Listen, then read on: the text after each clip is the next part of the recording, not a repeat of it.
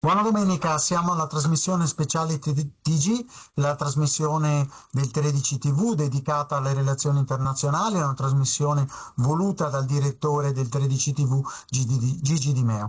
Nella prima parte abbiamo visto come un territorio, il Friuli, che rappresenta anche una identità collettiva, la comunità di lingua friulana, ma con la tradizione di Aquileia, del cristianesimo di Aquileia, che abbiamo visto richiamato nella precedente parte della trasmissione.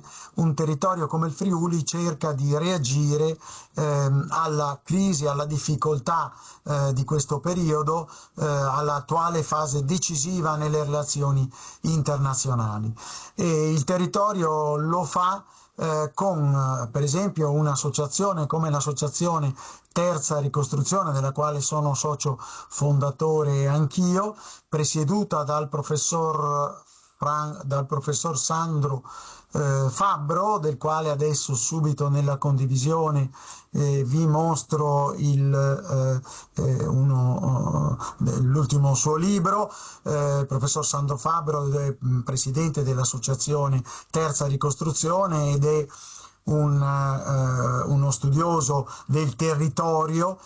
Questo è il suo ultimo libro, Post Metropoli e Sistemi Ecopolitani, del 2024. C'è una parte anche dedicata al Friuli, però il convegno si è realizzato a Meduno, quello che avete visto, e ha avuto anche la partecipazione, oltre che del sottoscritto, di altri relatori come il professor Pellizzari, come l'ingegner Cavallo, come relatori. Hanno